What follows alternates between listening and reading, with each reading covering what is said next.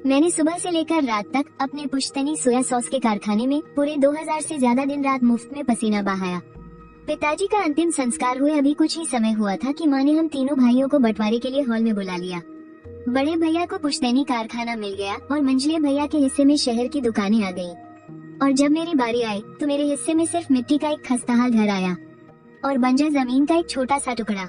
सब लोग बस मेरा मजाक उड़ने का इंतजार कर रहे थे, लेकिन उन्हें यह नहीं पता था कि मिट्टी के उस टूटे फूटे घर में पुराने जमाने का एक बेहद कीमती और सीलबंद सोया सॉस का मटका छिपा था।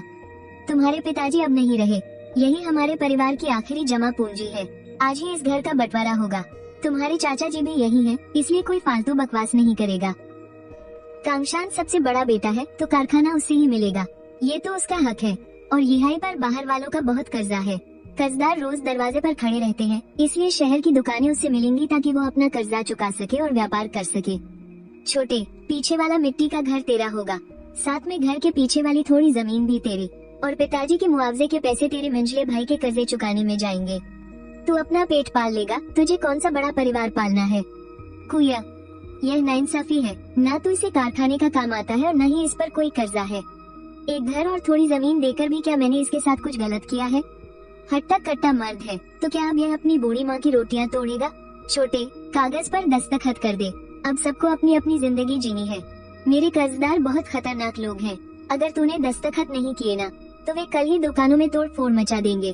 छोटे, मुझ पर भी बीवी बच्चों की जिम्मेदारी है, तू जरा समझने की कोशिश कर। ठीक है, मैं कर देता हूँ दस्तखत। आज से हम सबका अपना अपना रास्ता है। क्या मिला बंटवारे में, कारखाना या शहर की दुकानें? मिट्टी का घर और जमीन का एक छोटा टुकड़ा। पहले अंदर चलकर देखते हैं उस मिट्टी के घर को। शिन यीमिंग, तुमसे ज्यादा निकम्मा इंसान मैंने आज तक नहीं देखा। तुमने सालों तक इस परिवार के लिए खून पसीना एक किया और अंत में तुम्हें ये सिला मिला। तुम्हारे हाथ में बस ये खंडहर थमा दिया। 3 साल हो गए हमारी शादी को। इन 3 सालों के बाद तुम मुझे इस झोपड़े में रखोगे। मैं कुछ ईंटें और खपरेल लाकर छत ठीक कर दूंगा, फिर बारिश का पानी अंदर नहीं टपकेगा। किस चीज से ठीक करोगे? 33 बंटवारे में उन्होंने हमारे लिए एक फूटी कौड़ी तक नहीं छोड़ी। घर में 2 वक्त की रोटी खाने के पैसे नहीं हैं, ईंटें खरीदने के पैसे कहाँ से लाओगे? शाहवान, प्लीज कुछ दिन गुजारा कर लो। पीछे वाली जमीन पर हम खेती कर लेंगे। मैं बस बहुत हुआ, अब मुझे ये खोखले वादे मत सुनाओ। मुझसे अब और नहीं होगा, तुम अकेले ही रहो यहाँ। अरे वाह ये मिंग, तो बंटवारे में तुम्हें ये शानदार महल मिला है। शेन परिवार की 3 पीढ़ियां कारखाना चलाती आ रही हैं और तुम्हारे हिस्से में एक मटका तक नहीं आया। क्या तुम्हारी बकवास खत्म हो गई? दफा हो जा यहाँ से। ठीक है, जा रहा हूँ। एक तो निकम्मा है, ऊपर से इतना घमंड। बेटा यीमिंग, तेरी माँ ने तेरे साथ भेदभाव किया है, ये बात पूरा गांव जानता है। मैंने भी अपनी इज्जत दांव पर लगाकर उसे समझाने की बहुत कोशिश की, पर वो टस से मज नहीं हुई। बेटा, ये घर तुम्हारी परदादी की निशानी है। तुम्हारी परदादी ना अपने जमाने में महल के लिए शाही सॉस बनाया करती थी। कम से कम एक याद तो है। चाचा जी, आपका बहुत बहुत शुक्रिया, मैं समझ गया। आखिर में बस ये टूटा फूटा घर ही मेरे हिस्से आया। पिताजी, आप कहते थे ना कि मैं बिल्कुल परदादी जैसा हूँ, तो फिर आखिर मेरे ही पास कुछ क्यों नहीं है?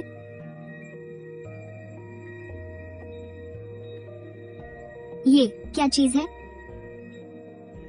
यहाँ ये मटका कैसे आ गया?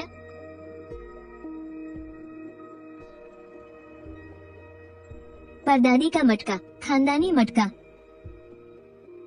सुना था कि ये तो बहुत पहले ही खो गया था। खाली है? नहीं, इसमें कुछ है। ऐसी क्या चीज है जिसे इतने छुपा कर रखा गया है?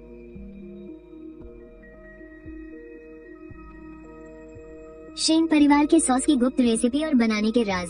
सॉस बनाने वाले अपनी पूरी लगन और ईमानदारी से काम करें और धूप में पूरा वक्त सुखाएं। ना तो मेहनत में कोई कंजूसी करे और ना ही सामग्री में कोई कमी रखे। Soybean sauce, meat sauce, mushroom sauce, seafood sauce, ये सब तो वो पुराने तरीके हैं जो अब खो चुके हैं। परदादी उस वक्त महल में अपना सॉस भिजवा पाती थी, वो सिर्फ और सिर्फ इसी गुप्त रेसिपी की बदौलत था। कुल मिलाकर सिर्फ ₹1.80। सोयाबीन खरीदने के लिए तो इसका थोड़ा सा हिस्सा भी नहीं आएगा। क्या कर रहे हो भाई? अपने इस मटके को ऐसे घूर घूर कर क्यों देख रहे हो? पैसे का जुगाड़ सोच रहा था। मुझे सॉस बनाना है, तो उसके लिए सोयाबीन खरीदना पड़ेगा ना। अपनी माँ से जाकर मांग लो, मुआवजे के पैसे तो उसी के पास है। अगर तुम्हें कोई सही काम करने के लिए सोयाबीन खरीदना है तो क्या वो मना कर देगी? बंटवारे के दिन ही सारे रिश्ते खत्म हो गए थे। मेरे काम मैं खुद संभाल लूंगा। चाची, इस खेत में जो जंगली साग है और कुल्फा है, क्या शहर के रेस्टोरेंट वाले इसे खरीदेंगे? हाँ, बिल्कुल खरीदेंगे। मनई, रेस्टोरेंट की मालकिन ने परसों ही मुझसे जंगली सब्जियां ढूंढने को कहा था। कह रही थी कि बाजार का माल ताज़ा नहीं है। पर तुम ये सब क्यों पूछ रहे हो? ये तो मुफ्त की पूंजी मिल गई ना। वाह, सब्जियां तो एकदम ताजी है। अच्छा, तुम वही हो ना जिसे मोटी आंटी ने भेजा है? शेन गांव से। मैं शेन यीमिंग हूँ। शेन गांव? अच्छा, वही शेन परिवार जो सॉस बनाता है। तुम्हारे परिवार का सॉस का बिजनेस तो काफी मशहूर है, फिर तुम यहाँ ये जंगली सब्जियां बेचने कैसे आ गए? फिलहाल वो काम बंद है। कोई बात नहीं, तुम्हारे पास जितनी भी सब्जियां हो सब भेज दिया करो, मुझे तो वैसे भी जरूरत रहती है।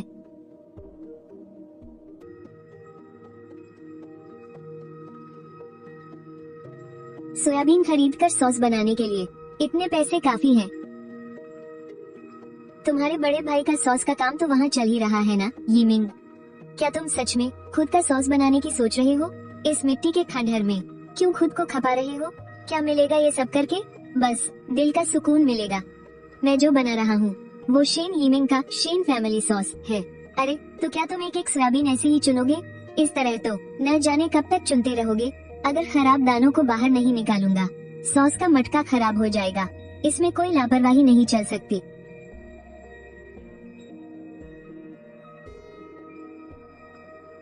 यीमिंग, इतनी तेज बारिश में तुम बाहर क्या कर रहे हो? मटके में पानी नहीं जाना चाहिए। तुम्हारे बड़े भाई ने तो फैक्ट्री में मजदूर रखे हुए हैं, फिर भी कोई आधी रात को उठकर मटके नहीं ढकता। तुम इतना पागलपन क्यों कर रहे हो? वो है और मैं हूँ शेन लाओसान। सुना है तुम आधी रात को सोते नहीं, उठकर अपने सॉस के मटकों से बातें करते हो। तुम्हारी बीवी क्या भागी? तुम्हारा तो दिमाग ही खिसक गया है। मैंने तुम्हारे बड़े भाई की फैक्ट्री में काम पकड़ लिया है। जब तुम्हारा सॉस बनेगा ना तो कोई खरीदेगा नहीं। मैं भी देखता हूँ तुम्हारी अकड़। जितनी फुर्सत तुम्हें बकवास करने की है ना, उससे अच्छा जाकर 2 बीघा खेत ही जोत लो। कम से कम रोज निकले तो नहीं घूमोगे। तो फिर तुम बस देखते जाओ। वाह, क्या असली पुराने सॉस की खुशबू है। पांगदा ने मुझे बताया था कि तुम घर के अंदर छुपकर फिर से सॉस बना रहे हो। मुझे तो यकीन ही नहीं हो रहा था। मैंने सोचा नहीं था कि तुम सच में इस पुरानी कला को वापस ले आओगे। तुमने तो कमाल कर दिया। मैंने पूरी जिंदगी सिर्फ सॉस ही तो बनाया है। अगर ये हुनर भी बर्बाद हो गया तो फिर मेरे पास सच में कुछ नहीं बचेगा। हाँ, यही तो असली स्वाद है। बिल्कुल सालों पुराना असली स्वाद। तुम्हारे बड़े भाई की फैक्ट्री का सॉस तो दिन ब दिन पानी जैसा होता जा रहा है और उसका लाल रंग भी बिल्कुल नकली लगता है। और स्वाद में तो कड़वापन है। मेरी बात मानो, 3 दिन बाद शहर में जो बड़ा बाजार लगेगा ना, अपना ये सॉस का मटका वहाँ ले जाकर बेचना। सबको चखने दो कि असली शेन परिवार का पुराना सॉस क्या होता है। मैं भी यही सोच रहा था। हमारे बुजुर्गों के हुनर को भूलना पुश्तैनी काम को बर्बाद करने जैसा है। यीमिंग, तुम इसे किस भाव बेचने की सोच रहे हो? मेरे बड़े भाई के दाम से 30% ज्यादा। क्या 30% ज्यादा? लोग तुम्हारा सॉस आखिर क्यों खरीदेंगे? मेरे सॉस के दम पर, इसके लाजवाब स्वाद और गाढ़ेपन के दम पर, इसकी सामग्री और उसके सॉस में जमीन आसमान का फर्क है। आए, बेहतरीन मसाले ले जाइए। 5 मसाले, चक्रफूल, दालचीनी और तेजपत्ता और लाओसान। तुम पूरी सुबह से यहाँ बैठे हो ना? कितना माल बिका तुम्हारा? अभी तक तो बोहनी भी नहीं हुई। कौन जानता है इसे? इससे अच्छा तो मेरा बाहर का सोया सॉस है। आज तुमने भी ये बाजार देख लिया, अब तो तुम्हें चैन आ जाना चाहिए, है ना?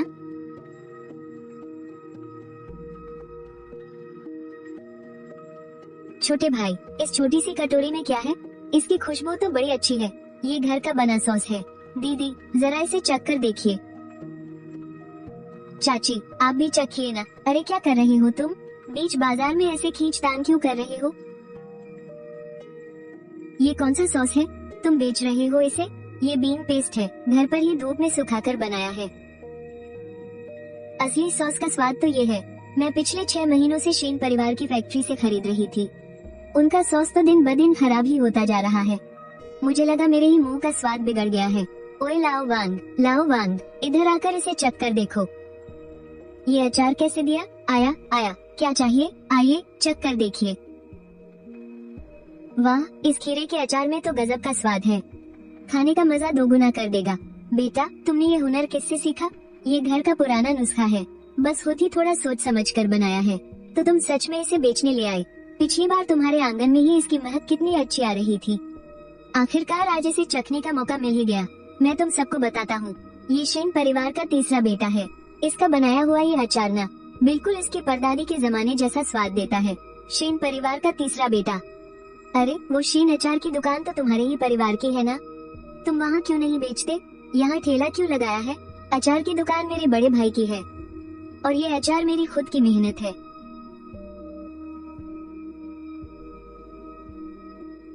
खत्म हो गया, बस इतना ही था। मेरे घर वाले भी इसके इंतजार में हैं। आज मैं ज्यादा नहीं लाया था, बस यही एक मर्तबान था।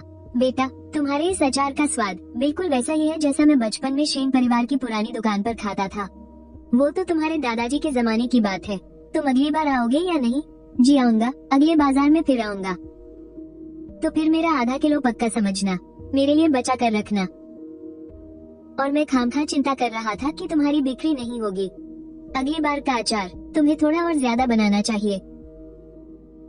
अभी थोड़ी देर में मैं सोयाबीन खरीदने जाऊंगा। ये मर्तबान तो बस आजमाने के लिए था।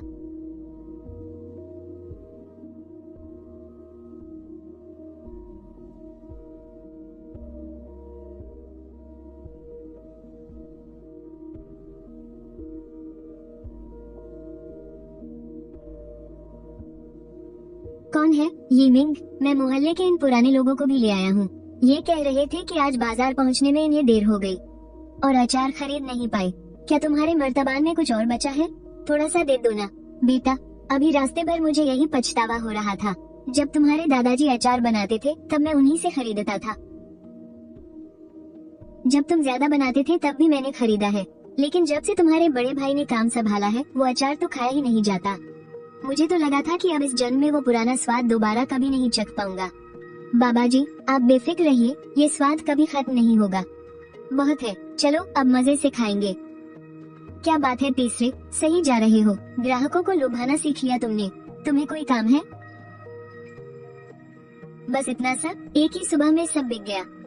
बकवास हो गई तुम्हारी। कितना कमा लिया? 200 भी कमाए या नहीं? छोटे, मैं जानता हूँ कि तेरे अंदर जलन है। तुझे लगता है कि माँ ने भेदभाव किया है, कि उसने दुकान मुझे दे दी और अब तू अकेले ही बाजी पलटना चाहता है। लेकिन जरा देख, तू इस्तेमाल क्या कर रहा है। ये खटारा मर्तबान, ये टूटा फूटा आंगन, दिन भर धूप में सुखाना और फिर उसे पलटना। आज के जमाने में तेरी इस धीमी रफ्तार का इंतजार कौन करेगा? जब तक तेरा अचार बनकर तैयार होगा ना, तब तक तो लोग भूखे ही मर जाएंगे। मेरा ये मर्तबान बिक चुका है। सिर्फ एक मर्तबान? छोटे, मैं एक दिन में 20 मर्तबान बनाता हूँ और तू 30 दिन में सिर्फ एक। भले ही तुम्हारा सॉस मेरी वाली से अच्छा हो, पर तुम इससे कितने पैसे कमा लोगे? वो कुछ पुराने बुढ़े बस पुरानी यादों में खोए रहते हैं, इसलिए तुम्हारी थोड़ी तारीफ कर दी और तुम उसे सच मान बैठे। भाई, मैं तुम्हें एक पते की बात बताता हूँ। धंधे में अच्छा होने से ज्यादा तेज होना जरूरी है। तुम आराम से धूप में सुखाते रहो, लोगों के पास इतना इंतजार करने का टाइम नहीं है। सरकारी दुकान में 2 रुपए की बोतल भरी पड़ी है। तुम्हें पता है मैं आजकल क्या इस्तेमाल कर रहा हूँ? लाल चौलाई को पानी में उबालता हूँ और उसे सॉस में मिला देता हूँ। बस बन गया शेन परिवार का पुराना सॉस। फिर एक नई पैकिंग लगा दी। कौन स्वाद पहचान पाएगा? और लागत तुम्हारी आधी से भी कम आती है। खुद को धोखा देना बंद करो। अगर किसी ने स्वाद पहचान भी लिया तो क्या? फुटकर ग्राहक आखिर कितने किलो ही खरीद लेंगे? मेरा माल सीधा कैंटीन में जाता है। मेरा एक ऑर्डर तुम्हारी 3 साल की मेहनत पर भारी है। छोटे, तुम बिजनेस करने के लिए नहीं बने हो। हार मान लो। अगर तुम में थोड़ी भी अक्ल है तो इन मटकों से माथापच्ची करना छोड़ो, कारखाने में आकर मेरी मदद करो। मैं तुम्हें अच्छी पगार दूंगा, तुम्हें कोई टेंशन लेने की जरूरत नहीं है। ठीक है, बड़ा खुददार है तू। जब धूप में सुखा सुखा कर थक जाए तो याद से मेरे पास आ जाना। एक मटका भले ही कम हो, लेकिन इस एक मटके का स्वाद अगर एक इंसान चखेगा तो वो 100 लोगों को बताएगा। तुम तेज हो, लेकिन क्या तुम जो बना रहे हो वो सच में शेन परिवार का सॉस है? 4, 1, पैसे पूरे हो गए। 71, नहीं 4, मटके में कुछ और डालते हैं। इज्जत एक ऐसी चीज है जो पैसों से नहीं खरीदी जा सकती।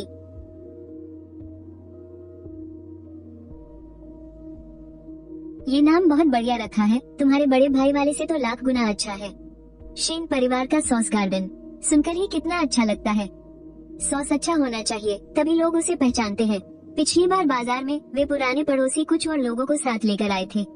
मानियाई रेस्टोरेंट ने 20 किलो का ऑर्डर दिया है और मोटी आंटी ने 10 किलो का।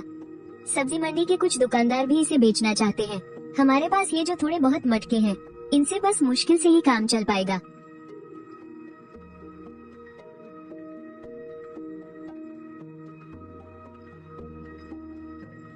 मशरूम में बिल्कुल भी पानी नहीं होना चाहिए। इन्हें अच्छी तरह सूखने के बाद ही मटके में डालना। अनुपात सही नहीं है। मशरूम का स्वाद सॉस के स्वाद को दबा रहा है।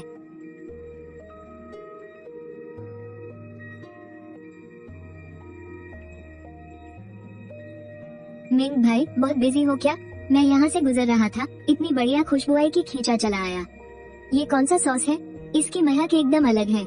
ये मशरूम का है, अभी तक पूरी तरह तैयार नहीं हुआ है।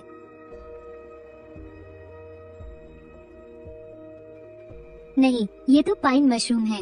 बेस तो बीन्स का है, पर चखने के बाद जो स्वाद आ रहा है वो एकदम हटकर है। निगलने के बाद भी एक ताज़ा स्वाद गले से ऊपर आ रहा है। ये खमीर उठने का कमाल है। ये कोई ऊपर से मिलाए गए मसाले का कमाल नहीं है। तो क्या हम भी इसे बनाना सीख सकते हैं? नहीं सीख सकते। उसके उन टूटे फूटे मटकों में धूप से सिककर जो चीज बनती है ना, उसे कोई मशीन कॉपी नहीं कर सकती।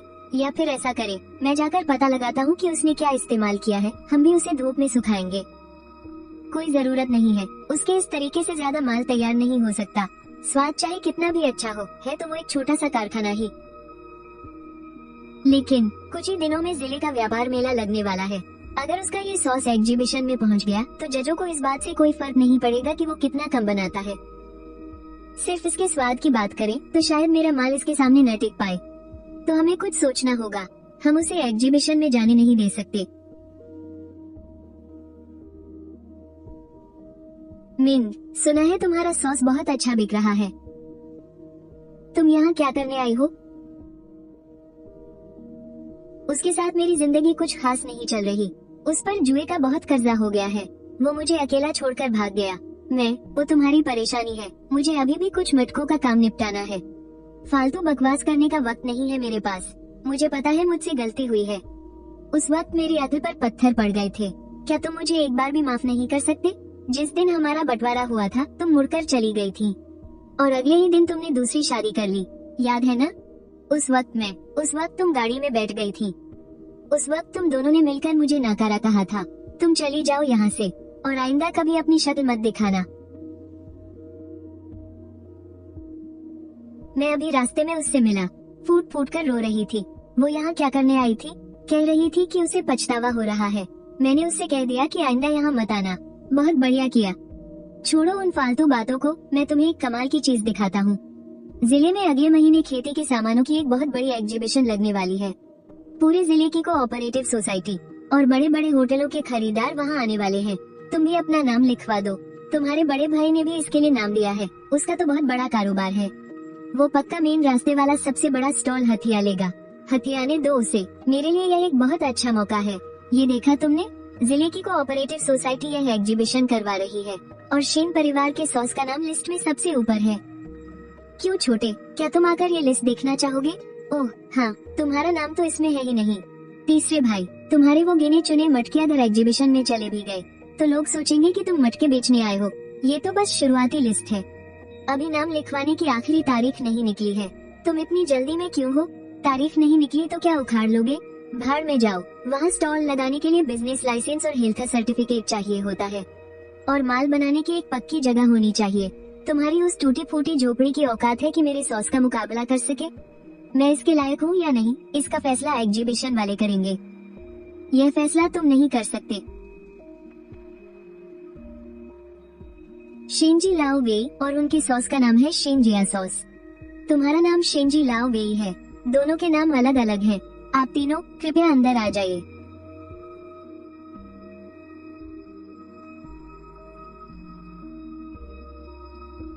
वाह, ये है शेन परिवार के सॉस का असली पुराना स्वाद।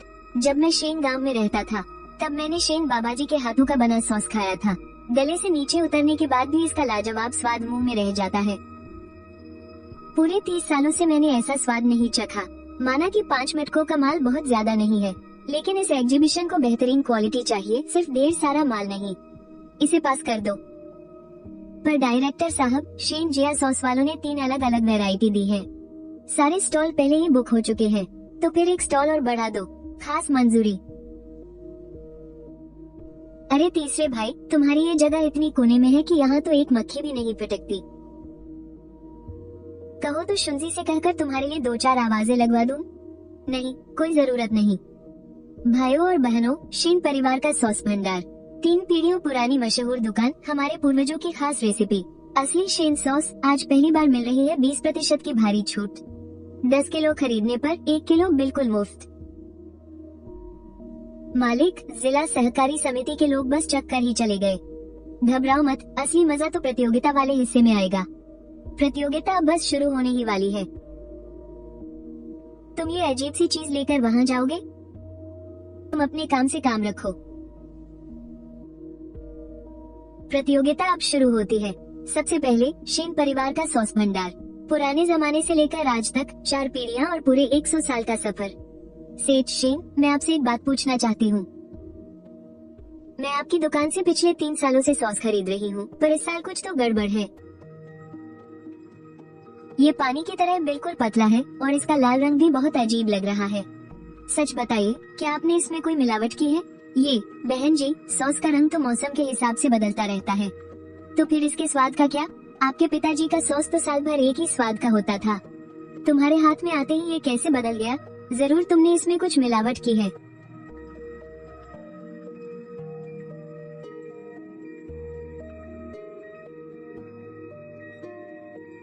ये मशरूम सॉस, वाह, सच में बहुत ही जबरदस्त और स्वादिष्ट है। मैनेजर साहब, क्या हम इसका ऑर्डर दे सकते हैं?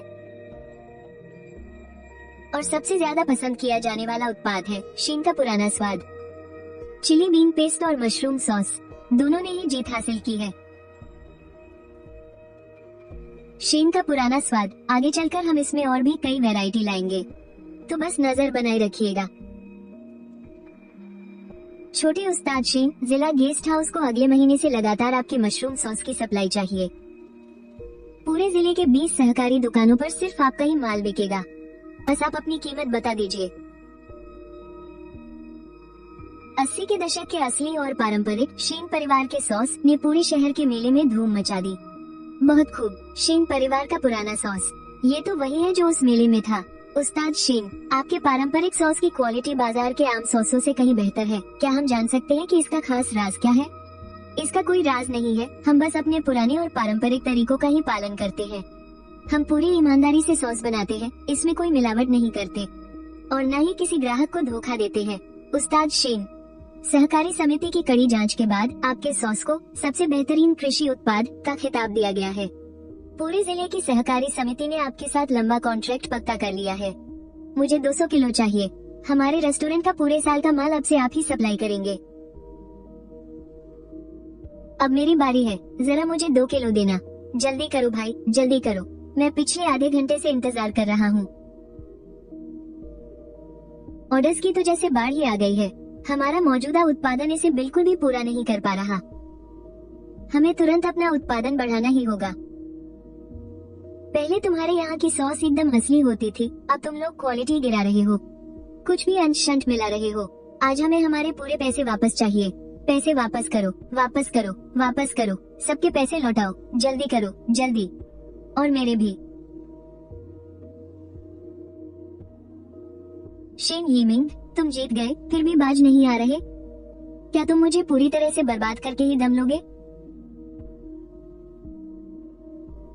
मैं तुम्हें बर्बाद नहीं कर रहा। ये फैक्ट्री हमारे शेन परिवार की पुश्तैनी निशानी है, इसे तुम्हारे हाथों बर्बाद नहीं होने दूंगा। इसे मुझे बेच दो, फैक्ट्री हमारे शेन परिवार की ही रहेगी। अगर तुम्हें अपनी गलती का एहसास हो जाए और तुम ईमानदारी से काम करना चाहो, तो कभी भी लौट आना, तुम्हारे लिए दरवाजे हमेशा खुले हैं। शेन यीमिंग, तुमने सच में ऐसा कर दिया? जब हमारा बंटवारा हुआ था तब तुमने कहा था कि हम अपना अपना देखेंगे। तुम इस फैक्ट्री को नहीं संभाल पाए, लेकिन मैं संभाल लूंगा।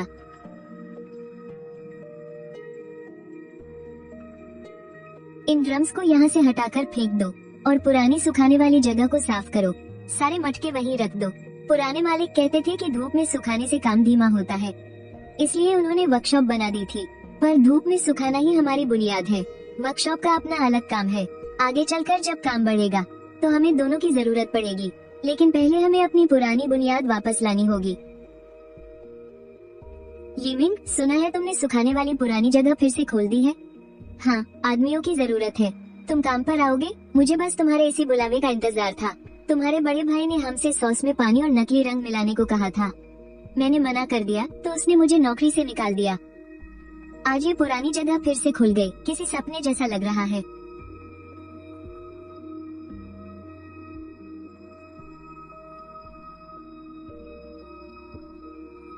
बीन पेस्ट 600 किलो और मशरूम पेस्ट 300 किलो। सैंपल पास हो गए हैं। सारा माल गोदाम में रखवा दो। अगले महीने हमें इसका दोगुना बनाना है। कर लोगे ना? गोदाम से मशरूम पेस्ट के 2 जार गायब है। मैंने माल भेजने से पहले गिनती की थी। रसीद पर भी लिखा हुआ है। अभी जाकर देखा तो गिनती कम पड़ रही है। क्या तुमने गिनने में कोई गलती की है? मैंने 3 बार गिना था। गोदाम की चाबियां मेरे अलावा सिर्फ शुंजी और चेन के पास है। लाओ सुन, तुम जाकर गोदाम के दरवाजे पर पहरा दो। किसी को भी अंदर मत जाने देना। गोदाम से पेस्ट चोरी हुआ है और चाबी सिर्फ 3 लोगों के पास है। मेरा कोई गलत मतलब नहीं है। पैसों का नुकसान कोई बड़ी बात नहीं, लेकिन उसूल सबसे बड़े होते हैं। ये फैक्ट्री हमारे गांव की इज्जत है। यहाँ बेईमानी बिल्कुल बर्दाश्त नहीं की जाएगी। शेन यीमिंग, तुम्हारे कहने का क्या मतलब है? तुम मुझ पर शक कर रहे हो? क्या तुम्हारे पास कोई सबूत है? तुम चेन से पूछताछ क्यों नहीं करते? तुम मुझे इसलिए फंसा रहे हो क्योंकि मैं तुम्हारे बड़े भाई का पुराना आदमी हूँ। तुम अपनी पुरानी दुश्मनी निकाल रहे हो। मैंने ऐसा कब कहा कि ये तुमने किया है? मैंने तो बस पुलिस को बुलाने की बात कही है। जब पुलिस आएगी तो वो खुद पता लगा लेगी कि चोरी किसने की है। जिसने चोरी नहीं की उसे डरने की जरूरत नहीं। तो फिर तुम इतना घबरा क्यों रहे हो? नहीं यीमिंग भाई, प्लीज पुलिस को मत बुलाना। मैंने कहा ना, वो मैंने लिया था। मुझे लगा सॉस के 2 जार पर किसी का ध्यान नहीं जाएगा। सोचा बाहर चुपके से बेचकर कुछ पैसे कमा लूंगा। शाओ चेन इसमें शामिल नहीं है। जब वो बाथरूम गया था तब मैंने ही उसे उठाया था। तुमने मान लिया, ठीक है। तो फिर पुलिस वालों को बुलाने की जरूरत नहीं है। तुम्हारी दिहाड़ी आज तक की ही बनेगी। अपना सामान बांधो और निकलो यहाँ से। आज जो हुआ वो सबने देख लिया है। इस फैक्ट्री का नियम बहुत सीधा है। जो चोरी करेगा वो यहाँ नहीं रहेगा। सुन काका, आज से गोदाम की चाबियां तुम रखोगे। अब से गोदाम में 2 लोग एक साथ अंदर बाहर जाएंगे और रजिस्टर पर दस्तखत करेंगे। कोऑपरेटिव सोसाइटी का ऑर्डर हम सबकी रोजी रोटी है। जो भी इस थाली में छेद करेगा वो भूखा मरेगा। चलो अब सब अपने अपने काम पर लग जाओ। तुमने अभी कहा था ना कि तुम पुलिस को बुलाओगे। क्या तुम सच में ऐसा करने वाले थे? उसने खुद मान लिया तो जरूरत नहीं पड़ी। अगर नहीं मानता तो बुला लेता। माना कि सॉस के 2 जार की कीमत कुछ खास नहीं है, लेकिन अगर अभी उसे नहीं रोका तो कल वो 20 जार चुराने की हिम्मत करेगा। तुम्हारा बड़ा भाई वहाँ खड़ा काफी देर से सब देख रहा था। शुंजी पक्का उसे भड़काने गया होगा। उसने शुंजी को यहाँ जासूस बनाकर भेजा है। ये बात मुझे पहले से पता थी। आज मैंने उस जासूस को निकाल फेंका है ताकि उसे पता चल जाए कि अब इस फैक्ट्री का मालिक बदल चुका है। वो इतनी आसानी से हार नहीं मानेगा। अब चाहे वो कोई भी चाल चले, मैं हर चीज के लिए तैयार हूँ। कोऑपरेटिव सोसाइटी अगले महीने से ऑर्डर और बढ़ाने वाली है। मुझे डर है कि सिर्फ धूप में सुखाने से काम नहीं चलेगा। मैं भी इसी बारे में सोच रहा था। सुन काका, तुमने कहा था ना कि धूप में सुखाने से स्वाद बढ़ता है और वर्कशॉप से पैदावार। तो क्या हम इन दोनों को एक साथ नहीं मिला सकते? दोनों को एक साथ मिलाना मतलब एक नई फैक्ट्री बनाना जहाँ खूब रोशनी और हवा आती हो, ताकि अंदर रखे मटकों को भी अच्छी धूप मिल सके। हम अपने पुराने तरीकों को छोड़ नहीं सकते, लेकिन सिर्फ इन चंद मटकों के भरोसे पूरे जिले का ऑर्डर पूरा नहीं किया जा सकता। तुम नई फैक्ट्री बनाना चाहते हो? वो तो बहुत बड़ा काम है। चाचा जी, ऑर्डर किसी का इंतजार नहीं करते। मैं सोच रहा हूँ कि पास वाली बंजर जमीन का परमिट ले लूं और वहाँ एक नया वर्कशॉप बनाऊं, जहाँ पुरानी तकनीक और नई फैक्ट्री दोनों का इस्तेमाल हो सके। आप कागजी कार्रवाई में मेरी मदद कर दीजिए। तीसरे, आज तुझे मुझे सब कुछ साफ साफ बताना ही होगा। तूने अपने बड़े भाई को यहाँ से धक्के मार कर निकाल दिया। अपना बोर्ड लगा लिया। क्या तेरी नजरों में मेरी अपनी माँ की कोई इज्जत है भी या नहीं? तेरे बड़े भाई ने इतने सालों तक इस फैक्ट्री को चलाया और तूने आकर सीधे इस पर कब्जा कर लिया। अब क्या उसका परिवार सड़कों पर भूखा मरे? तू उसका अपना सगा भाई है। तू ही बता, ये फैक्ट्री तू उसे वापस करेगा या नहीं? कर इसे वापस। ये फैक्ट्री मैंने कोऑपरेटिव सोसाइटी से अपने हाथों में ली है। बड़े भैया ने काम में बेईमानी की, सारे पुराने ग्राहक भाग गए। जब मेले में लोगों ने उनके मुंह पर सवाल किए तो उनके पास कोई जवाब नहीं था। ये बात पूरे गांव को पता है। फिर आप किस हक से मुझे इसे वापस करने को कह रही है? तीसरे, तू अपने ही परिवार को ऐसे भूखे मरते तो नहीं देख सकता ना? जिस दिन बंटवारा हुआ था, तूने और दूसरे भाई ने इस फैक्ट्री को, सारी दुकानें तो बढ़ गई और मुझे मिली एक टपकने वाली मिट्टी की झोपड़ी और जरा सी बंजर जमीन। तब आपने क्यों नहीं सोचा कि मैं क्या खाकर जिंदा रहूंगा? तब हमारे पास कोई और चारा नहीं था ना, तुम्हारे ऊपर कोई जिम्मेदारी भी तो नहीं थी, तो क्या इसलिए मुझे हमेशा खाली हाथ ही रहना चाहिए था? सोयाबीन खरीदने तक के पैसे मुझे जंगली सब्जियां बेचकर जुटाने पड़े थे। माँ, तब आपने मेज ठोक कर कहा था ना कि एक हट्टा कट्टा आदमी भूखा थोड़े ही मर जाएगा। हाँ, मैं भूखा नहीं मरा और अपनी मेहनत के दम पर मैंने ये सोया सॉस की फैक्ट्री खड़ी कर दी। और अब आप कहती हैं कि मैं भाईचारा नहीं मानता? जब मैं उस मिट्टी की झोपड़ी में रह रहा था और मेरा तलाक हो गया था, तब किसने मुझसे भाईचारा निभाया था? पर वो तुम्हारा बड़ा भाई है, वो मेरा बड़ा भाई है, सिर्फ इसीलिए वो आज मेरे इस कमरे में खड़ा है। कोई और होता ना तो इस घर की चौखट तक नहीं लंघ पाता। छोटे, क्या तुम मन ही मन हमेशा मुझसे नफरत करते हो? नफरत नहीं है, लेकिन आपने ही कहा था ना कि सब अपना अपना देखेंगे। आपकी वो बात मुझे आज भी याद है। मैं अब बहुत अच्छे से रह रहा हूँ। तीज त्योहार पर मैं खाली हाथ घर नहीं आऊंगा, लेकिन इस फैक्ट्री से अब आप लोगों का कोई लेना देना नहीं है। जाइए अब यहाँ से।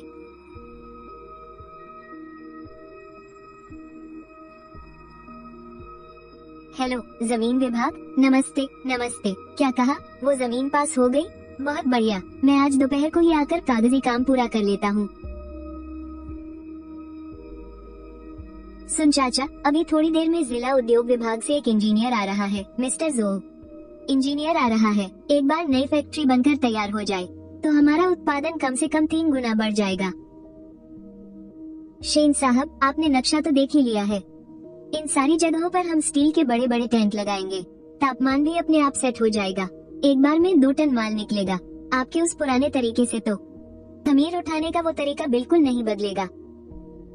हम वही पुरानी मिट्टी की मटकियाँ इस्तेमाल करेंगे। दिन में धूप और रात में ओस लगने देंगे। शेन साहब, अब जमाना कहाँ से कहाँ पहुँच गया है। बाकी की डिब्बा बंद और सोया सॉस बनाने वाली कंपनियों ने सब जगह स्टील के टैंक लगा लिए हैं। सफाई भी एकदम पक्की और काम भी 2 गुना तेज। और आप अभी भी आंगन में दर्जनों मटकियाँ सजा कर बैठे हैं। आंधी तूफान आए तो लोगों को भाग भाग कर उन्हें ढकना पड़ता है। ये सिर्फ हाथ की कारीगरी है, कोई मॉडर्न फैक्ट्री नहीं। तुम्हारी बात मैं समझ रहा हूँ, काम में तेजी लानी जरूरी है और सफाई भी, लेकिन इस सॉस का जो असली स्वाद है ना, वो कोई मशीन तय नहीं कर सकती। खमीर उठाने का काम जिंदा बैक्टीरिया करते हैं। उन मिट्टी के बर्तनों में हवा आर पार होती है। दिन में धूप और रात में ओस की नमी, इसी से तो वो असली और गहरा स्वाद निकल कर आता है। शेन साहब, क्या आपकी इन बातों का कोई वैज्ञानिक आधार है? बर्तनों में हवा आर पार होना, दिन की धूप और रात की ओस, ये सब कौन सी किताब में लिखा है? किताबों में नहीं लिखा है, लेकिन सप्लाई विभाग की रिपोर्ट में ये साफ साफ लिखा है। पिछले महीने उन्होंने सैंपल चेक किया था और मेरे बनाए सॉस को उन्होंने नंबर 1 ग्रेड दिया था। डायरेक्टर झांग ने खुद कहा था कि पूरे जिले के 20 सेंटरों में से सबसे ज्यादा ग्राहक मेरी ही दुकान पर लौट कर आते हैं।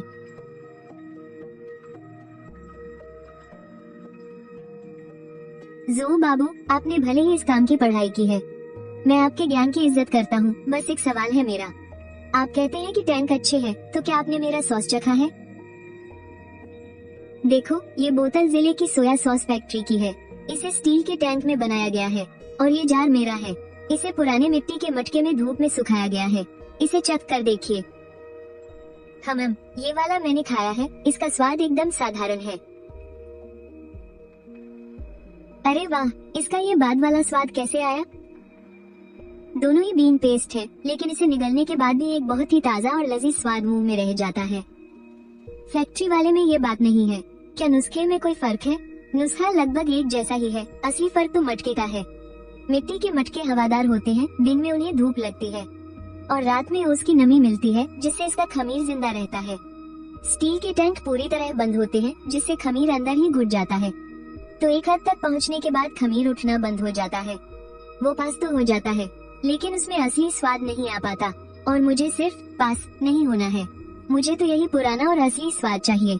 अच्छा, तो तभी आपके वो पुराने ग्राहक 10 मील ज्यादा चलकर भी सिर्फ आपसे ही सॉस खरीदने आते हैं। तो फिर ऐसा करते हैं, मैं यहाँ एक खास जगह बना देता हूँ। उसे हम पारंपरिक धूप में सुखाने वाला वर्कशॉप बनाएंगे और उसके ऊपर एक फोल्डिंग शेड लगा देंगे ताकि धूप होने पर उसे खोल सके और बारिश होने पर ढक सके। स्टील के टैंकों का इस्तेमाल हम नॉर्मल सॉस बनाने के लिए करेंगे जिसे हम ज्यादा मात्रा में बेचेंगे, और मटके वाले सॉस को हम प्रीमियम बनाकर बेचेंगे जो अपनी क्वालिटी के लिए जाना जाएगा।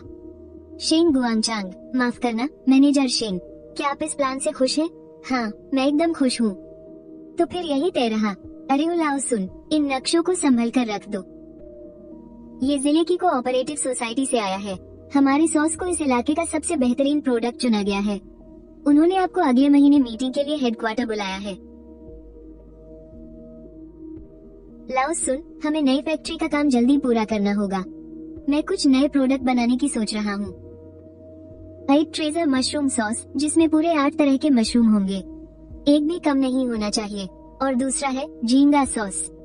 नदी से ताजे झींगे पकड़कर उन्हें धूप में सुखाया जाएगा और फिर पीसकर सॉस में मिलाया जाएगा। ये दोनों नुस्खे मेरे बरसों पुराने और सबसे अनमोल खजाने हैं। झींगा सॉस का स्वाद बहुत ही मजेदार होता है और कोऑपरेटिव सोसाइटी वालों को ठीक इसी की तलाश है।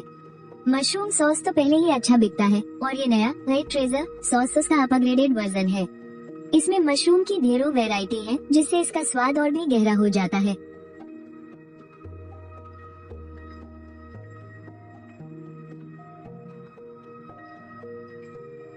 आज के झींगों का साइज काफी अच्छा है।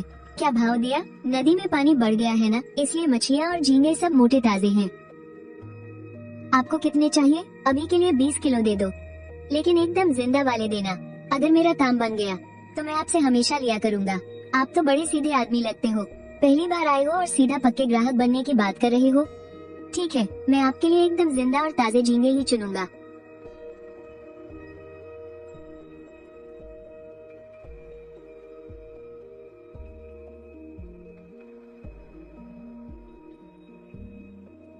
नुस्खे में लिखा है कि झींगे का पाउडर बहुत ज्यादा बारीक नहीं होना चाहिए, इसमें थोड़े टुकड़े बचने चाहिए। चबाने में ही इसका मजा है।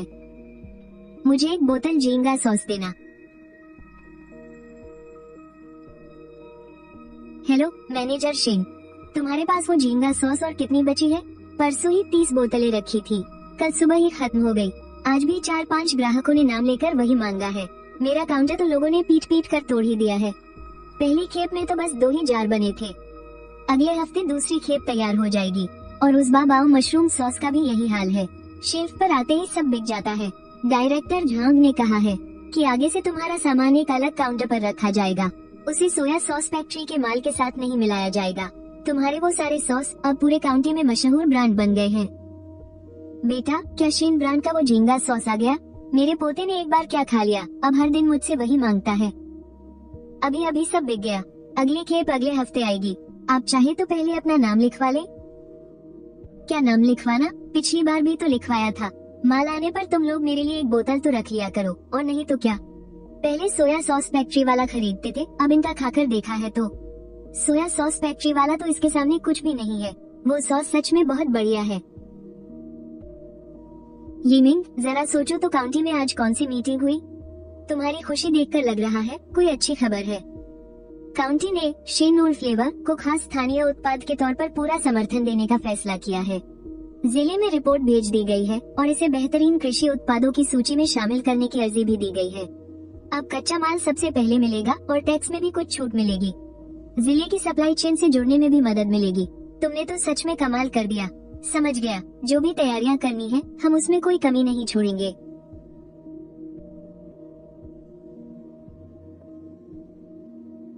चाचा जी, हमारे पास काम करने वालों की कमी पड़ रही है। ऑर्डर 2 गुने हो गए हैं और नई किस्मों के लिए भी 2 जार की जगह चाहिए।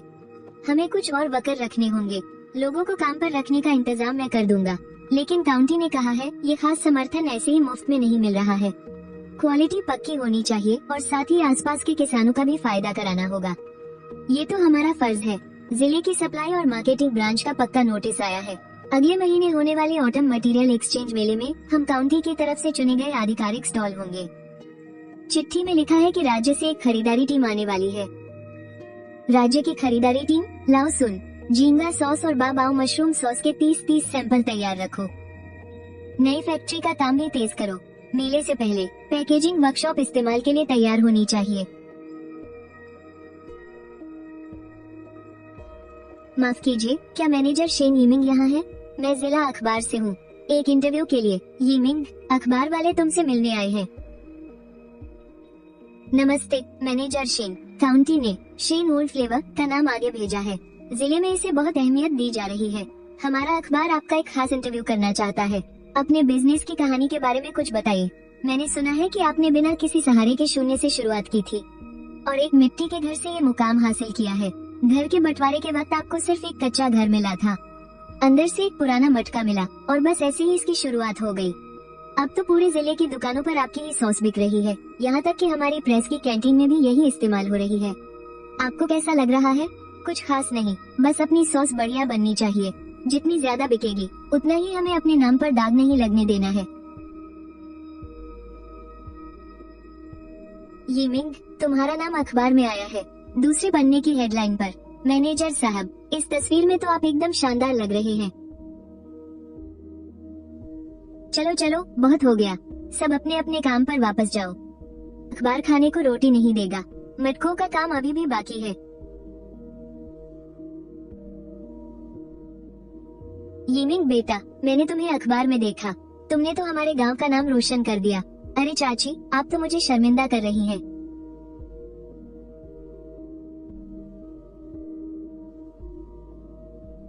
स्टेट कैपिटल से आप कौन बोल रहे हैं? स्टेट फूड कंपनी का परचेजिंग डिपार्टमेंट। अच्छा, तो आपको हमारे बारे में ऑटम ट्रेड फेयर से पता चला। आप फैक्ट्री देखने के लिए अपनी टीम भेजना चाहते हैं? बिल्कुल ठीक है, आपका कभी भी स्वागत है। अभी अभी स्टेट फूड कंपनी से फोन आया था, उन्होंने 800 किलो माल का ऑर्डर दिया है। डिलीवरी अगले महीने देनी है। ये हमारे शेन ब्रांड का शहर से आया पहला बड़ा ऑर्डर है और अब तक का हमारा सबसे बड़ा ऑर्डर भी। सुन भाई, अपने आंगन को पश्चिम की तरफ थोड़ा और बड़ा करो और 20 नए मटके लगाओ। अगर मजदूर कम पड़ रहे हैं तो तुरंत नए लोगों को काम पर रखो। जिन्हें तजुर्बा हो उन्हें पहले लेना। कुछ ही दिनों में शहर से बड़े अधिकारी मुआयना करने आ रहे हैं, तो फैक्ट्री को अंदर बाहर से एकदम चकाचक कर दो। क्या शहर से बड़े अधिकारी मुआयना करने आ रहे हैं?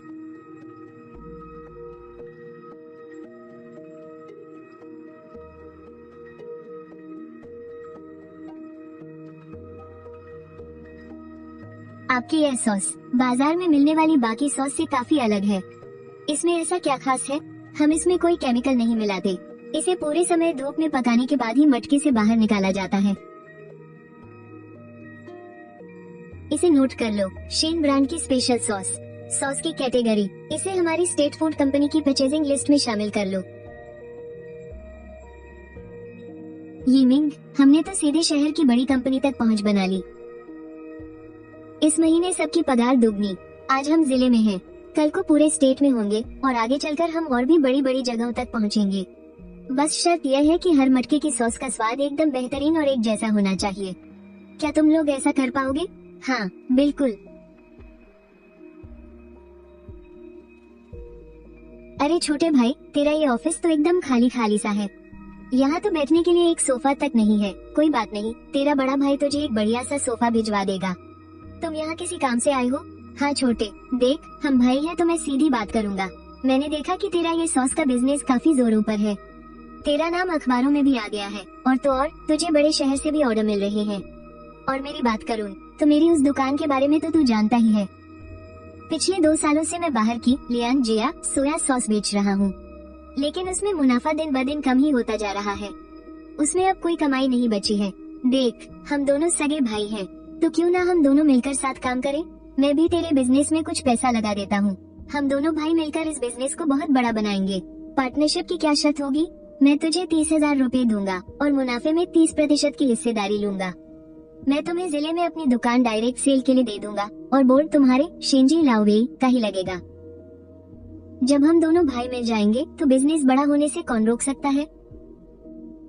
जब जायदाद का बंटवारा हो रहा था तब तो तुम इतने जोश में नहीं थे। अब ये सब कहना थोड़ा लेट नहीं हो गया? उस वक्त की बात और थी, तब तुम्हारे पास कुछ भी तो नहीं था। मैं तुम्हारी मदद करना भी चाहता तो कुछ कर नहीं सकता था। अब मैं देख रहा हूँ कि तुम्हारा बिजनेस बढ़िया चल रहा है। मैं सच में तुम्हारी मदद करना चाहता हूँ। तुम अकेले सब नहीं संभाल सकते। मेरे होते हुए बाहर का सारा काम मैं देख लूंगा और अंदर का काम तुम संभाल लेना। कितना बढ़िया रहेगा। लाओ सान, क्या तुम्हें लगता है कि बंटवारे के वक्त तुम्हारा नुकसान हुआ था? जो तुम्हें चाहिए था वो तुम लोगों ने ले लिया और जो मुझे चाहिए वो मैं अपनी मेहनत से कमा रहा हूँ। हिसाब बराबर। तो अब मैं इसमें थोड़ी हिस्सेदारी खरीदना चाहता हूँ। मैं मुफ्त में नहीं मांग रहा हूँ। पूरे 30,000 रुपए दूंगा 30% हिस्सेदारी के लिए। एकदम सही दाम है। तुम बाहर वालों के साथ भी तो काम करते ही हो। अपने सगे भाई के साथ काम करने में ज्यादा भरोसा नहीं होगा क्या? बाहर वालों के साथ अगर बात नहीं बनी तो हम कभी भी अलग हो सकते हैं, लेकिन तुम्हारे साथ तुम कहोगे कि तुम मेरे सगे भाई हो, तब मैं तुम्हारी बात मानूं या न मानूं?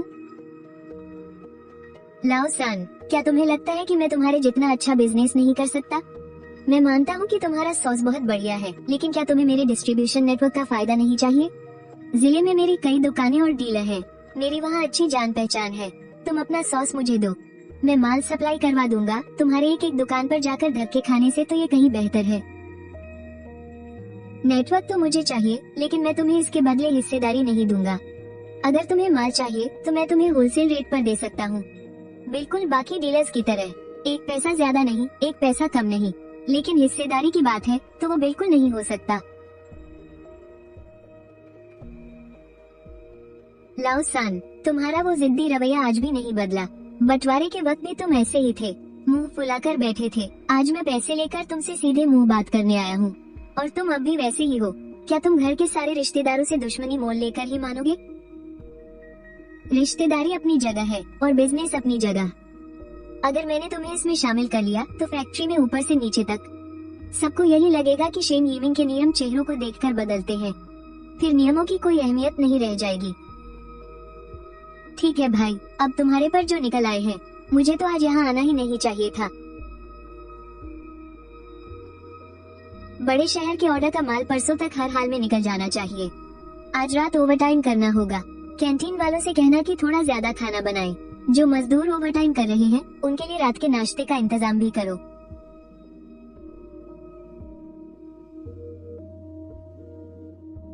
Shinji Laowei limited company. अगर ये 6 महीने पहले की बात होती, शिंजी लाओवेई, तो कोई मुझे मार भी डालता तब भी मैं नहीं सोच सकता था कि हम आज यहाँ होंगे।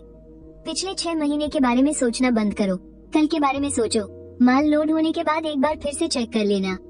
बड़े शहर वाले ऑर्डर में कोई गड़बड़ नहीं होनी चाहिए।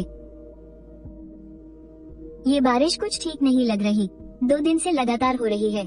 नदी का पानी ऊपर तक आने लगा है। पहले सॉस के सारे ड्रम अच्छे से ढक दो। ड्रम के अंदर पानी बिल्कुल नहीं जाना चाहिए। यीमिंग, ऊपर से बाढ़ का पानी आ गया है। नीचे के कुछ गांवों में पानी भरना शुरू हो गया है। हमारे गांव के जो घर नीची जमीन पर हैं, उनके तो कमरों तक में पानी घुस गया है। लोग कैसे हैं? लोग अभी भी बाहर निकल रहे हैं, पर जाए तो जाए कहाँ? गांव के पीछे वाली पहाड़ी पर छिपने की कोई जगह नहीं है और बारिश इतनी तेज है, बूढ़े और बच्चे इसे सह नहीं पाएंगे। भयंकर बाढ़ आ गई है। ऊपर का बांध अब और पानी नहीं रोक पा रहा है। सब लोग तुरंत बाहर निकलो और सॉस कारखाने की तरफ चलो। कारखाना ऊंचाई पर है और उसकी इमारत भी मजबूत है। जल्दी करो।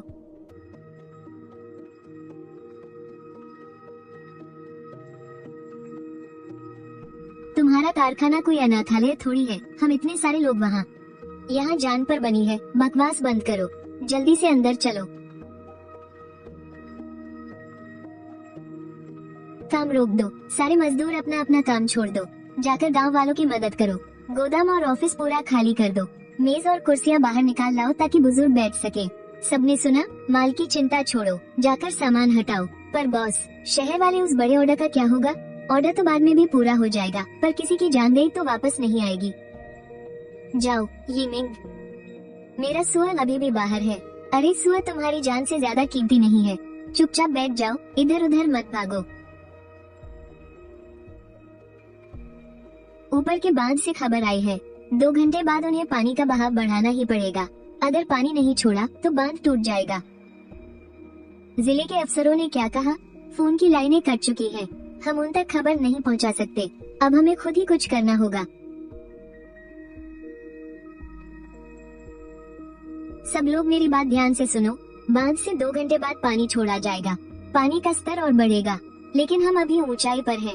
कारखाना ईंट और सीमेंट का है, इसकी नींव बहुत मजबूत है। पानी यहाँ तक नहीं पहुँच पाएगा। अब बात रही खाने की। चाचा सुन, अपनी कैंटीन में कितना राशन बचा है? चावल की 3 बोरियां हैं और आटे की 2। तेल मसाले भी काफी है और शहर वाले ऑर्डर के लिए जो सूखा गोश्त रखा था, मैंने उसे छुआ तक नहीं, वो अलमारी में रखा है। उसे बाहर निकालो और सब पका डालो। औरतें पानी उबलवाने और खाना बनाने में मदद करें। सबको गर्मा गर्म खाना मिलना चाहिए। सारे आदमी 2 गुटों में बंट जाओ। एक गुट मेरे साथ नदी के किनारे पहरा देगा, दूसरा गुट कारखाने के दरवाजे पर रहेगा। कोई भी इधर उधर नहीं जाएगा। जब तक मेरा शेन यीमिंग का ये कारखाना यहाँ है, मैं किसी को कुछ नहीं होने दूंगा। सब समझ गए ना? हाँ समझ गए। बाबा, इसे गरम गरम ही पी लीजिए। ये वही सूखा गोश्त है जो शेन बाबू ने अपने कारखाने के लिए रखा था। वो लोग तो इसे खुद भी नहीं खाते थे। बहुत बढ़िया। नीचे वाले गांव के वो सारे कच्चे घर पूरी तरह ढह गए। अगर तुम दिन रहते सबको यहाँ नहीं ले आते तो पता नहीं क्या अनर्थ हो जाता। सुबह होते ही पानी उतर गया है, पर गांव वालों को सुरक्षित जगह ठहराने का कोई जुगाड़ सोचना पड़ेगा। 2 दिन तक तो राशन आराम से चल जाएगा, पर अगर 2 दिन बाद भी रास्ता नहीं खुला ना, तो कुछ और सोचना पड़ेगा। मैनेजर शेन, कुछ बच्चे नदी किनारे वाले पुराने पेड़ पर फंस गए हैं। पानी अभी भी बढ़ रहा है। कितने बच्चे हैं और उम्र क्या होगी? 3 बच्चे हैं। सब कोई 10 साल के आसपास के हैं। सुबह बड़े लोग काम में लग गए और पीछे से वो पेड़ पर चढ़ गए। अब चारों तरफ पानी ही पानी है, वहाँ तक जा ही नहीं सकते। सुन जी, जल्दी से रस्सी लाओ, जल्दी करो। इरवा इरवा, कस के पकड़ के रखना। बस यही एक नाव बची है, दूसरी वाली तो रात बाढ़ के पानी में बह गई। मेरी नाव में एक बार में बस 2 ही लोग आ सकते हैं। आने जाने में बहुत देर हो जाएगी। सुन जी, वापस फैक्ट्री जाओ। गोदाम के सारे दरवाजे उखाड़ लाओ और मोटी रस्सी, लकड़ी के डंडे, सब कुछ ले आओ। भागो, एक और लाओ।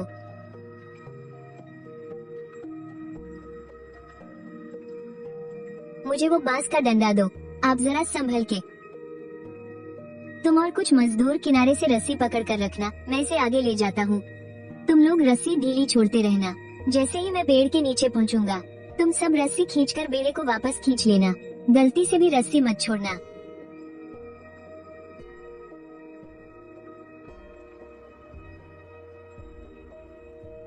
डरो मत बच्चों, एक एक करके नीचे आओ।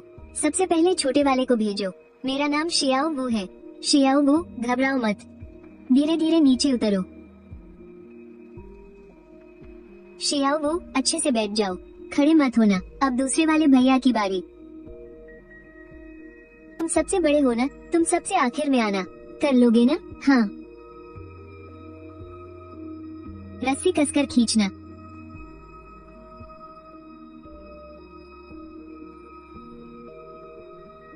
संभल के।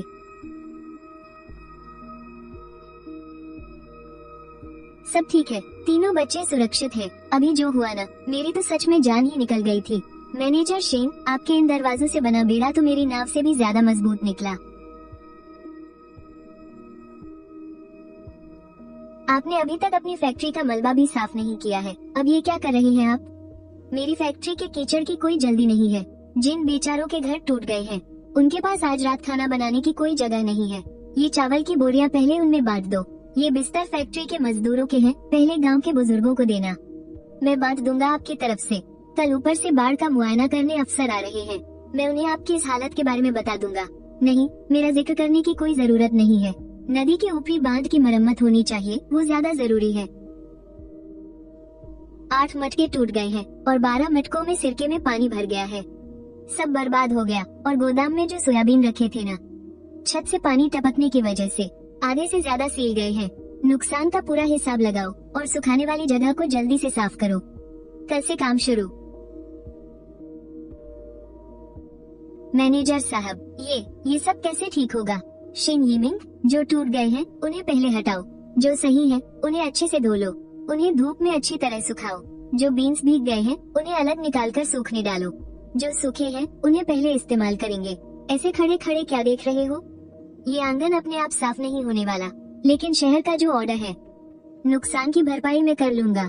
पहले जो चीजें काम आ सकती हैं उन्हें बाहर निकालो।